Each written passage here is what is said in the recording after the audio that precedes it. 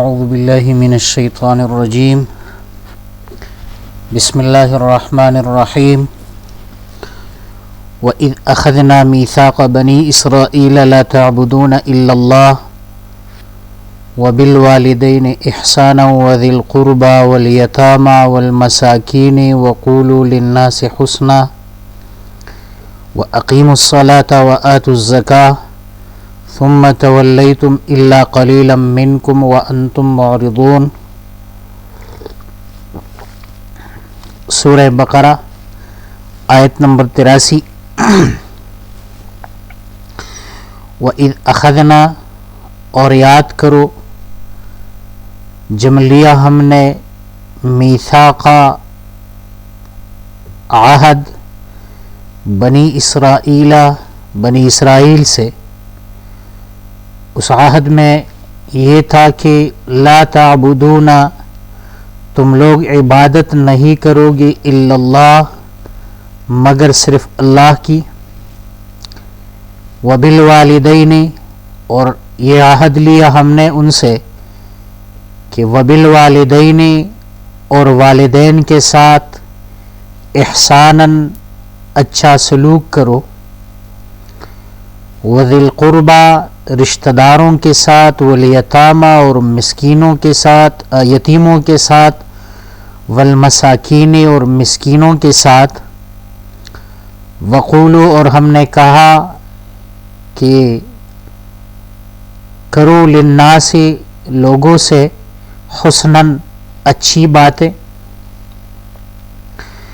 وَأَقِيمُوا الصَّلَاةَ، اور نماز قائم کرو، وَآتُوا الزَّكَاةَ، اور زکوٰۃ دیا کرو۔ ثم تولیتم، پھر تم نے اعراض کیا، الا قلیلا منکم، مگر بہت کم لوگ وہ اعراض سے بچنے لگے۔ وانتم معرضون، اور تم منہ موڑنے والے تھے۔ آیت نمبر 83 میں بنی اسرائیل، کل کے سبق میں یہ بات گزری تھی، آیت نمبر 80 تا 82، کہ بنی اسرائیل کا یہ دعویٰ تھا یہود کا کہ ہم جہنم میں ہم داخل نہیں ہوں گے۔ لن تمسنا النار الا ایاما معدودہ۔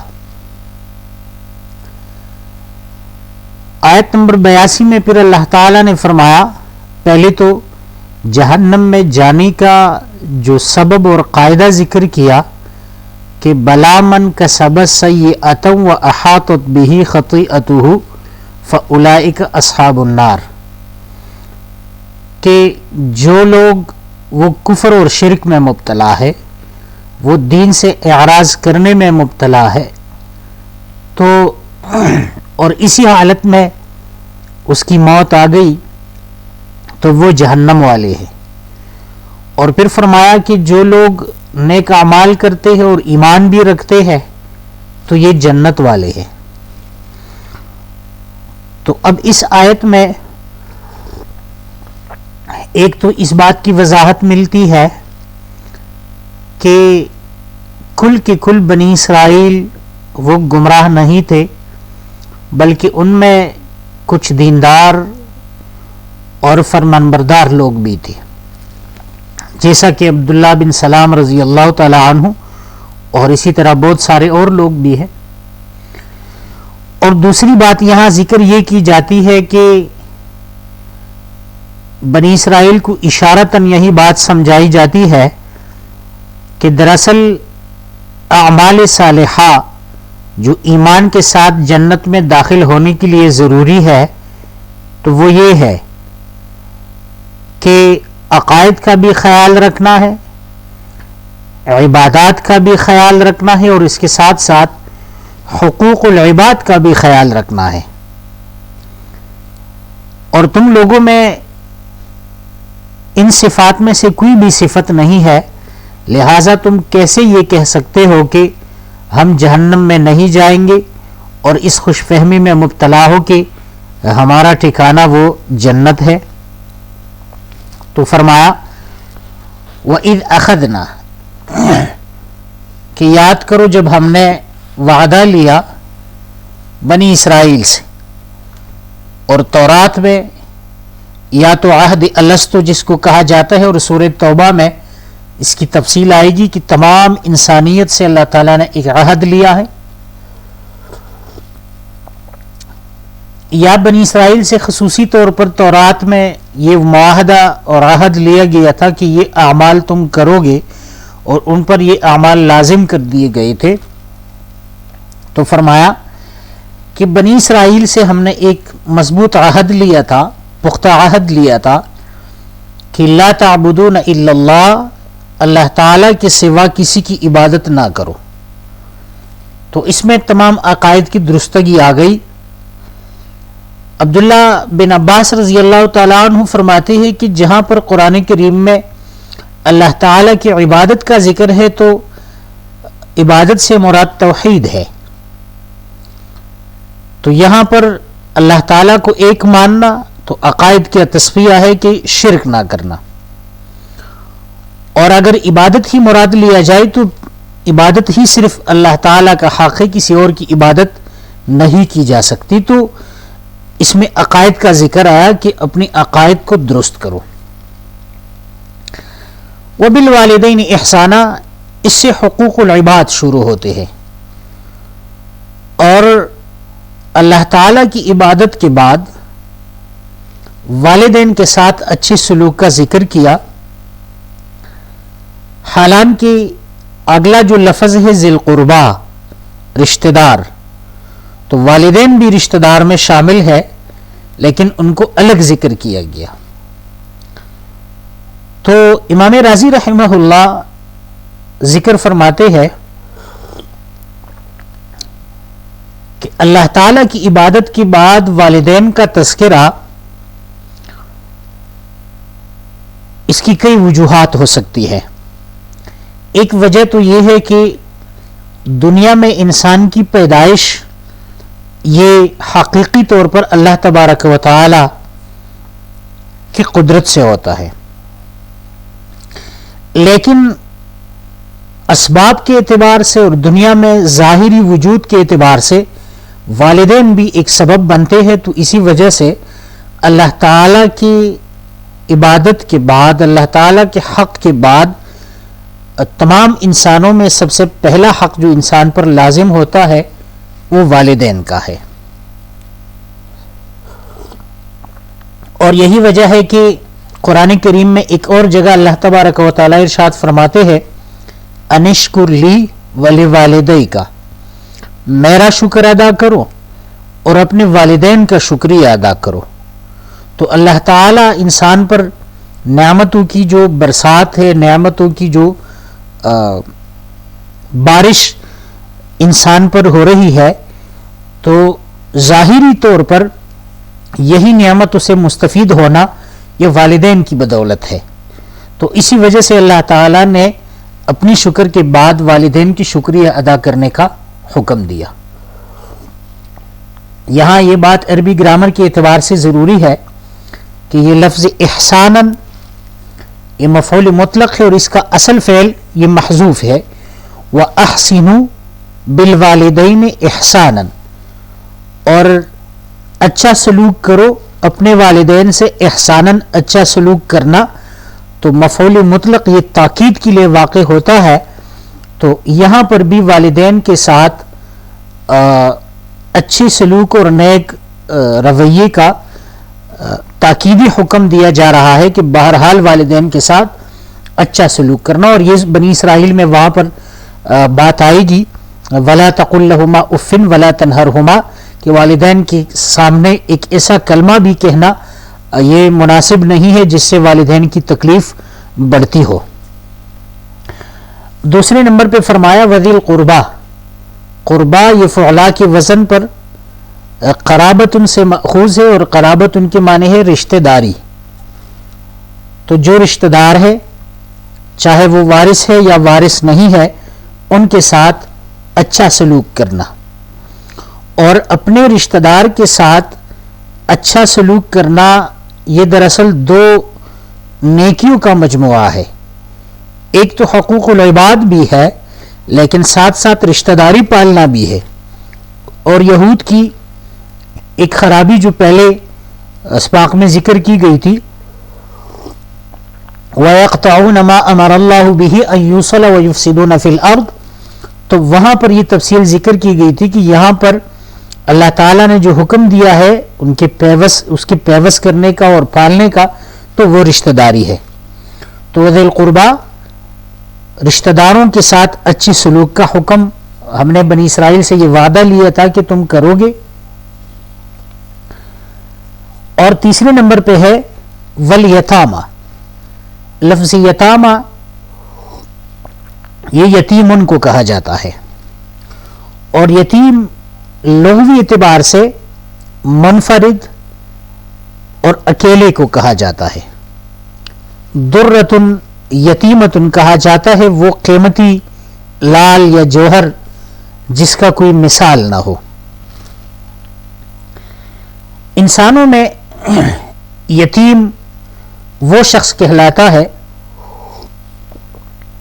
جس کا والد یہ فوت ہوا ہو اور اس کی عمر بلوغ سے قبل ہو، یعنی بلوغ سے کم ہو، بلوغ کی حد تک نہ پہنچا ہو، اور جب بلوغ تک پہنچ گئے تو پھر لا یتما بعد الاحتلام، بالغ ہونے کے بعد پھر یتیمی جو ہے وہ ختم ہو گئی. اور تو یتیم کی جو حقوق ہے وہ تب لازم ہے جب وہ بلوغ سے قبل ہو، اور بلوغ کی حد وہ تو ہر علاقے، ہر خاندان اور انسانی صحت کے اعتبار سے مختلف ہو سکتے ہیں. لیکن ویسے عام طور پر فقہائے کرام لڑکی کے لیے 12 سال اور لڑکی کے لیے کم از کم 15 سال، کم از کم نہیں بلکہ زیادہ سے زیادہ، اس سے قبل بھی ہو سکتا ہے، لیکن یہ علاقے کے، خاندان اور انسانی جسم پر یہ منحصر ہے. بعض دفعہ ایسا بھی ہو سکتا ہے کہ ایک لاغر اور کمزور ہو، وہ 15 سال تک بھی بلوغ کی علامات اس میں نظر نہ آئے. بہرحال حد بلوغ جو ہے اس تک نہ پہنچا ہو تو اس کو یتیم کہا جاتا ہے. تو اس کے ساتھ اچھا سلوک کرنا، کیونکہ اس کا والد فوت ہوا ہے تو اس کی دادرسی کرنے والا کوئی نہیں ہوتا. اچھا، چوتھے نمبر پہ ہے والمساکین. مساکین یہ مسکین ان کی جمع ہے، اور مسکین اس فقیر کو کہا جاتا ہے جو فقر کی وجہ سے ذلت کا شکار ہو.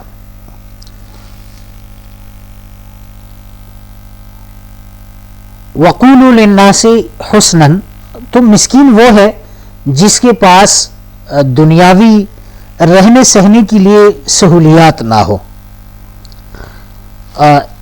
آگے ایک جگہ پہ یہ مسکین اور فقیر دونوں آئیں گی تو فقیر کا درجہ یہ مسکین سے زیادہ ہوتا ہے، یعنی فقیر مسکین کی مقابلہ میں کچھ صاحب استطاعت ہوتا ہے، اس کی استطاعت کچھ نہ کچھ ہوتی ہے، مسکین جو ہے وہ اس سے کمتر ہے. وَقُولُوا لِلنَّاسِ حُسْنًا، اور اس میں تمام حقوق العباد آ گئے کہ لوگوں کے ساتھ کیا کرو حسناً، ایک قولاً ذا حسن، یہ بھی مفعول مطلق ہے، اور اس کا پہلے والا مفعول مطلق کی یہ صفت واقع ہو رہا ہے تو وہ حذف ہے. وَقُولُوا لِلنَّاسِ قَوْلًا ذَا حُسْنٍ، اور لوگوں کے ساتھ اچھی بات کرو، نرمی سے بات کیا کرو. اور یہاں پر دیکھیں تو للناس کا لفظ ذکر ہے، تو ناس کا مطلب یہ ہے کہ اگر وہ دشمن بھی ہے، اگر وہ دینی مخالف بھی ہے، اگر وہ عقیدتاً مخالف بھی ہے تو پھر بھی اس کے ساتھ نرمی کے ساتھ بات کرنی چاہیے. تو اس میں ایک طرح کی دعوتی اصول بھی ذکر کیے گئے. موسیٰ علیہ السلام کو جب فرعون کے سامنے بھیجا جا رہا تھا تو اللہ تعالیٰ نے دونوں کو فرمایا، موسیٰ علیہ السلام اور ہارون علیہ السلام کو، وَقُولَا لَهُ قَوْلًا لَيِّنًا، کہ فرعون کے ساتھ نرمی سے بات کیا کرو. تو اب ظاہری بات ہے فرعون سب سے بڑا کافر تھا، خدائی کا دعویٰ کرنے والا، اور موسیٰ علیہ السلام اللہ تعالیٰ کے پیغمبر تھے. تو پیغمبر کو بھی یہی حکم ہے کہ فرعون یعنی سب سے بڑے دشمن کے ساتھ نرمی کا سلوک کرنا. تو اس میں دعوت کی اصول ذکر کیے گئے کہ اگر آپ نے کسی کو دعوت دینا ہے تو چاہے وہ کتنا ہی مخالف نہ ہو، کتنا ہی وہ سرکش نہ ہو، پھر بھی اس کے ساتھ نرمی کا رویہ اختیار کرنا چاہیے. اگر اس کا کوئی سوال ہے، اس کا کوئی اعتراض ہے، تو وہ بالکل خوش اسلوبی سے سن لینا اور پھر اس کے جواب جو ہے تسلی بخش دے دینا، اور بلا وجہ اس کو ذلیل کرنا اور تنگ نہیں کرنا تاکہ وہ زیادہ متنفر نہ ہو جائے. تو یہاں پر قولوا للناس حسنا، ناس کا لفظ ذکر کر کے اس طرف اشارہ کی کہ تمام انسانوں کے ساتھ اچھا سلوک اور اچھی بات کیا کرو. آگے فرمایا وَأَقِيمُوا الصَّلَاةَ، اور نماز قائم کرو، وَآتُوا الزَّكَاةَ، اور زکوٰۃ دیا کرو. اس سے معلوم ہوتا ہے کہ نماز اور زکوٰۃ یا اسی طرح جو دیگر باتیں ذکر کیے گئے یہودیت میں اس کا پایا جانا، اس سے معلوم ہوتا ہے کہ یہ باتیں وہاں بھی موجود تھی اور ان کو بھی یہ حکم تھا. البتہ صلاۃ اور زکوٰۃ کی کیفیت ان کی الگ تھی، جیسا کہ امت محمدیہ میں جس کا تصور ہے اور جو طریقہ ہے اس طریقے سے ان کا طریقہ کچھ بدل تھا، اس طریقہ سے نہیں تھا. یہی وجہ ہے کہ کہا جاتا ہے کہ زکوٰۃ کی فرضیت یا تو مکی دور میں ہوئی یا مدینہ سن 2 ہجری میں اور یا سن 8 ہجری میں یا 9 ہجری میں. یا اسی طرح نماز کی فرضیت جو عام مصطلح 5 نمازیں ہیں تو اس کی فرضیت لیلۃ المعراج میں ہوئی.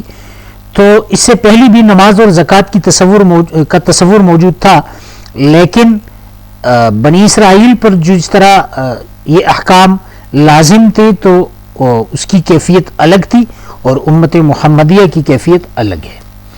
آگے فرمائے ثم تولیتم، پھر تم نے اعراض کیا، الا قلیلا منکم، مگر بہت کم لوگ تم میں سے انہوں نے اعراض نہیں کیا. وانتم معرضون، اور تم منہ موڑنے والے تھے. یہاں پر 2 الفاظ ہے التولی والاعراض. ثم تولیتم، آگے فرمایا وانتم معرضون. اب یہ دونوں الفاظ یہ عدم توجہ اور منہ موڑنے کے معنی میں آتا ہے. البتہ تولی یہ جسمانی اعراض کو کہا جاتا ہے، یعنی اگر جسمانی طور پر کسی کی بات تسلیم نہ کرتے ہوئے اس کی بات کو سننے سے منہ موڑ لینا جسمانی طور پر، تو اس کو تولی کہتے ہیں. اور اعراض جو ہے وہ دل میں کسی بات کو تسلیم نہ کرنا اور دل کو غافل کرنا بات ماننے سے، تو اس کو اعراض کہتے ہیں. لیکن بہرحال یہ دونوں تقریباً الفاظ مترادفہ ہے. البتہ یہی 2 فرق اس میں پائے جاتے ہیں کہ تولی یہ اعراض جسمانی کو کہا جاتا ہے اور اعراض جو ہے یہ اعراض قلبی کا نام ہے. تو اللہ تعالیٰ نے فرمایا کہ تم نے جسمانی طور پر بھی انکار کیا اور دلی طور پر بھی انکار کیا. بعض دفعہ ایسا ہوتا ہے کہ دل سے کوئی انسان بات تسلیم کر لیتا ہے لیکن جسمانی طور پر اسے اعراض کرتا ہے، تو ان میں یہ دونوں خرابیاں پائی جاتی تھی. اس وجہ سے اس طرف اشارہ ہوا کہ جب جسمانی اور قلبی طور پر تم حق سے معرض ہو، اعراض کرنے والے ہو، تو پھر بھی کیسے دعویٰ کر سکتے ہو کہ تم جنت میں جاؤ گے اور جہنم میں نہیں جاؤ گے. وَإِذْ أَخَذْنَا، اور جب یاد کرو جب لیا ہم نے میثاق پختہ عہد بنی اسرائیل سے، لا تعبدون الا اللہ، کہ تم عبادت نہیں کرے گے سوائے اللہ کے، وبالوالدین احسانا، والدین کے ساتھ اچھے سلوک کرو گے، وذی القربى، رشتہ داروں کے ساتھ، والیتامی، یتیموں کے ساتھ، والمساکین، اور مسکینوں کے ساتھ، وقولوا للناس حسنا، اور کہو لوگوں سے اچھی باتیں، واقیموا الصلاۃ، اور نماز قائم کیا کرو، وآتوا الزکاۃ، اور زکوٰۃ ادا کیا کرو. ثم تولیتم، پھر تم نے منہ موڑ لیا، اعراض کیا، الا قلیلا منکم، مگر بہت کم لوگ تم میں سے، وانتم معرضون، اور تم اعراض کرنے والے یا منہ موڑنے والے تھے. اور یہاں پر ایک تفسیر اور بھی ہے کہ ثم تولیتم، اور وانتم معرضون یہ تولیتم کی ضمیر سے حال واقع ہے، تو مطلب ثم تولیتم، پھر تم نے منہ موڑ لیا، وانتم معرضون اس حال میں کہ تم اعراض کرنے والے تھے، تو معرضون یہ جملہ پھر تولیتم کی ضمیر سے حال واقع ہو جائے گا۔ جی، تو اس آیت سے متعلق یہی کچھ باتیں تھیں، اس سے متعلق اگر آپ کا کوئی سوال ہے یا کوئی بات ہے تو کر سکتے ہیں، اگر نہیں ہے تو پھر ہماری کلاس مکمل ہے۔